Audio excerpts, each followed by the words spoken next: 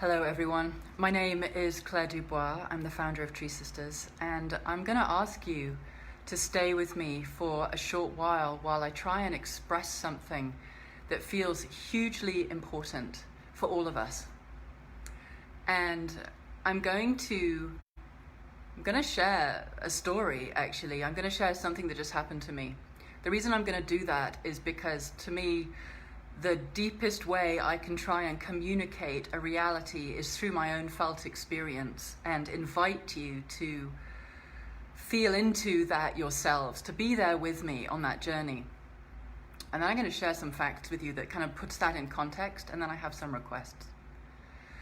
So this started in Ecuador a month or so ago, when I was invited to go and join the Kogi, who are a Colombian tribe, who are a whole other thing. And I'm not going to talk about the Kogi today because that was confronting and life-changing in a whole other way, and I've yet to find the language to wrap around that experience. But let's just say they were seeding the first spirit house outside of Colombia to help strengthen the immune system of the planet. That's one way of putting it. So I arrived very much in the mindset of, how do we help humanity wake up to what we're doing to the world? And the journey there was where it started, because we flew from Quito down to Lahar, down the actual mountain range of the Andes. And I was hanging out the window practically, looking at these astonishing mountains and just going, where are the forests? Where are the forests? Like, it just looked like this naked, denuded, not at all what I had in mind, not at all what I expected. And it was a case of, did there used to be forest? This must have been forest. This must have been cloud forest. What's happened? And we went the entire length, and I saw like two small patches, which was kind of, everything felt wrong, and I was disturbed. And we arrived in Ecuador, where we were actually going, and were taken to this place, and somebody walked up to me and said, "You're Claire from TreeSisters." And I was like, wow, this is wild. And the first thing she said was, how do we reforest the Andes? Can you help us? And I was met with this, my ignorance and my fear and I have no idea how we reforest the Andes. But the question stayed, and then during my time there, we were doing a lot of driving. We were winding in and out of these extraordinary mountain roads, going to this sacred place to do these ceremonies. And all the time, I'm just, where are the forests? Where are the forests? Where are the forests? There were no forests. There were trees. There was no forest. And the question kept coming to me from different people: how do we reforest the Andes? I had no answer. I was there thinking, okay, we've got to change government policy. We've got to, it's behavior change at the deepest level, but how do we help that happen in a culture that I don't understand? And I found myself saying, if we can visualize the Andes reforested, if we can see it in our minds, then maybe we can venture into that future, and we can then look back and find out how we did it. Can the trees help us know how we did this? Can we create that version of reality? But the problem was, I couldn't visualize the Andes reforested. I had no idea what Andean forest was supposed to look like. And on the last day, a wonderful woman, Nancy, said, "Can I take you to some forest?" And I was like, oh my God, yes, take me to some forest.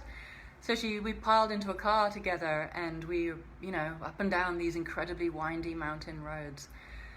And after about an hour, we came around the corner, and there was forest.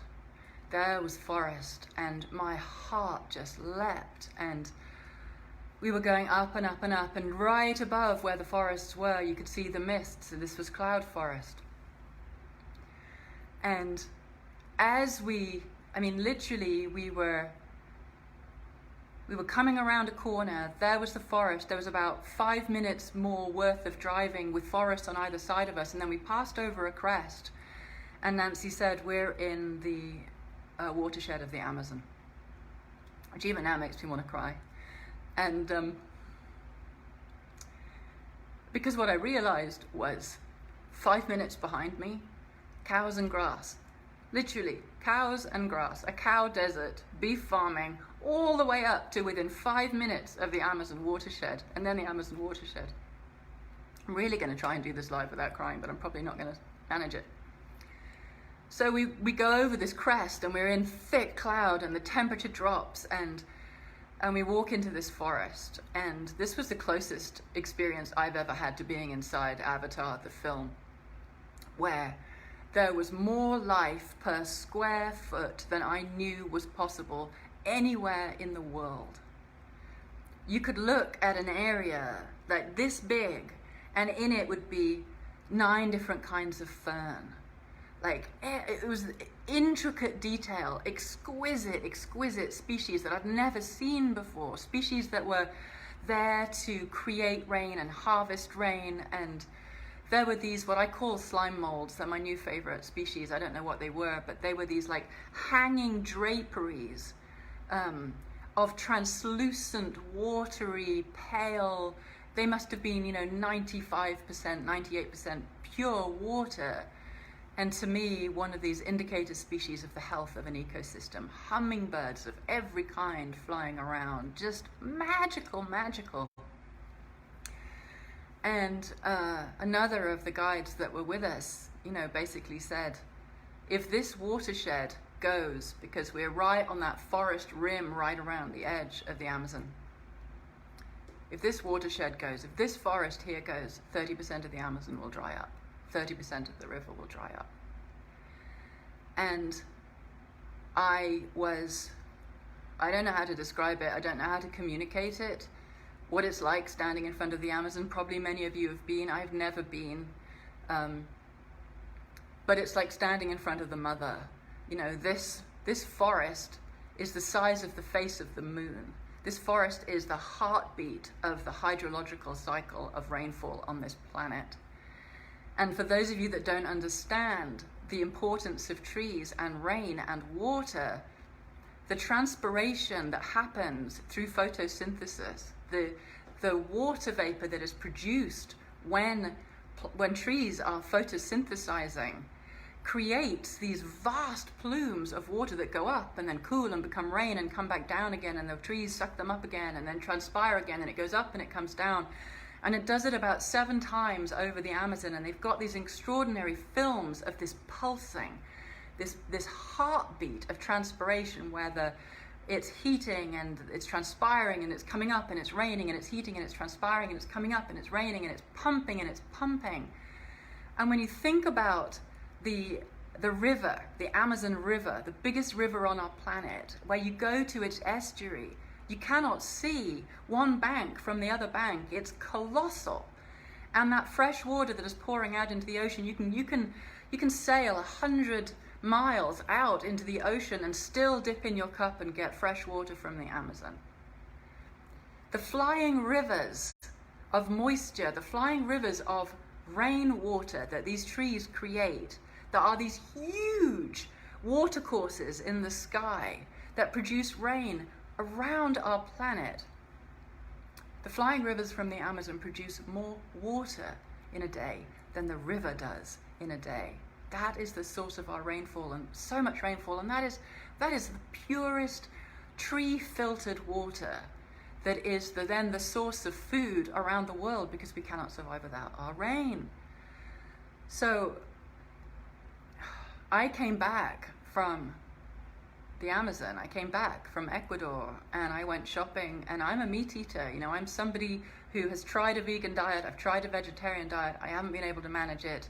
Actually, the meat that my body craves the most is beef, and I walked up and I stood in front of a whole selection of beef and I wanted to throw up.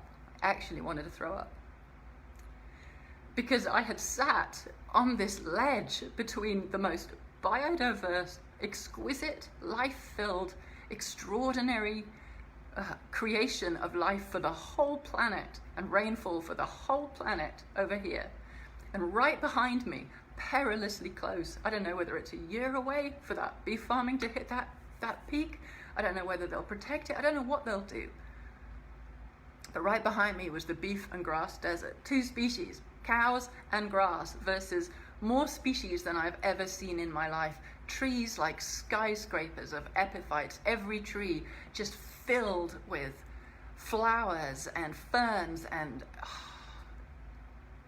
what does a beef farmer see? They see something that needs to be cleared. They see something that's in the way of their grass and their cows, which turns completely arid, which changes the rainfall. Last year in Brazil, the fires got out of control, clearing the Amazon for beef farming. 3/4 of all deforestation that happens in the Amazon is for beef farming. Last year, those fires got out of control. Why? Because the Amazon is drying out. Because there is drought happening, which says we are right on the edge of that ecosystem being in major, major difficulty. 3 million acres of the Amazon were lost in those fires in a single year, the same year that in Colombia deforestation went absolutely crazy. We had the hurricanes that wiped out half the forest in Dominica, and in total, over 39 million acres of rainforest worldwide went in a single year. Last year. The worst on record, but only just topping 2016. So we are demolishing the lungs of the planet. We're doing it at a rate that is faster than ever, whilst emitting more carbon than ever, whilst sitting there in this country anyway, in America, with a government that is hell-bent on coal and God only knows what else, wrecking the EPA. And it's left to us. You know, right now, there is not the leadership at the level of governments, apart from maybe if you're in Sweden or Germany or Norway, these countries that are actually taking climate change so seriously. For the rest of us, it's up to us. And it can feel so overwhelming, so overwhelming. But I want to just give you an analogy, which is this. A super tanker cannot just turn its rudder. They're too big, and this is like collective consciousness on this planet. It needs another rudder on its rudder. It needs what they call a trim tab. A trim tab is a tiny rudder on a big rudder, and that tiny rudder turns first. And that creates a slipstream that makes it possible for the bigger rudder to turn, and then that rudder makes it possible for the ship itself to turn. So the small actions that we can take, are our own trim tab inside our own beingness, where we're feeling overwhelmed and thinking nothing I can do will make a difference. It will. You know, it takes 2,000 gallons of water to create a 1-pound beef burger. 2,000 gallons of water. That's the equivalent of showering for 3 months. So think about beef farming is stripping off our world of forest, which is denuding our world of rainfall and God knows how many species. And simultaneously, what we're doing with that beef is wasting so much water so that we can have the privilege of putting that tasty piece of crap in our mouth. Are we willing to keep making that choice? Or are we willing to actually walk up to the beef area of the supermarket and look at it and see it for what it really is, which is a choice that needs to change? It's a choice that has to change. Right now, you know, the EU is in a huge hoo-ha with Brazil and Uruguay and Paraguay because they're wanting to start shipping masses of beef from South America into Europe. You know, our choices, it's like the choices that we make with our spending make a huge difference. And actually, the collective consciousness of our species around beef eating itself needs to change. So even if you feel like you making a change won't make a difference, it will. It will. It's the trim tab for all of us. So my request, my deepest and sincerest request, or my 3 requests actually in this moment, is 1, really reconsider your preferences around beef and let that ripple out. Let that be your trim tab around your consumption of meat, full stop. I'm doing it even though my body doesn't know what's hit it. I've gone from beef every week to about once every 2 months, and that is only local to where I am. That's the basic need I'm dealing with. Okay, what can that choice then do for me? How much can that one choice that I make every time I go to the supermarket help me then shift my rudder to even more choices that contribute to the world that I want? The second is, we have got to reforest the tropics. That's the purpose of TreeSisters. You know, having been there, having seen the rain creation, having seen the impact of deforestation, I am even more passionate and even more vocal about this. It's not all right for us to be heating the planet with our behaviors, with our choices, with our carbon emissions, and not be sucking up that carbon as fast as possible. And the fastest way to do that is through trees that grow all year round in the tropics and help provide our rainfall. It's a no-brainer. It's a, if you're not, why not at this point? So, Tree Sisters, we do not reforest in the Amazon as yet. We're looking at an Amazonian project right now. I am desperate to find 1, 2, 3, as many of them as we actually can. But we are funding in Madagascar and India and Brazil and Kenya and Nepal and Cameroon. You know, these are trees around the forest belt, and they're fast growing and they create huge social change where they are. And you will know that if you're donating every month, then you are making a significant change, whilst we also figure out, can we fund Amazon Watch? Can you fund Rainforest Action Protection Network? What else can we be doing to help those on the front line of forest protection and restoration do the job that we need to do, because we're not removed from it anymore? Not with the droughts that we're having, not with the heat that we're having, not with the weather chaos that is turning our species upside down, that do not know how to survive in a climate that is changing so fast. You know, we can do something. If every single one of us was funding reforestation, we could plant millions, billions of trees per year and start counteracting the massive, massive forest loss that is happening. And my third and final request is, if you find value in this video, please share it. And if you know people like journalists or people who have magazines or television, anyone who you feel could give more positioning to Tree Sisters, or give me a chance to be able to speak wider about these issues, can you think about who you know, and can you please send them this Facebook Live, and can you post it on your page, and can you tag everybody that you know? And can you help us spread this?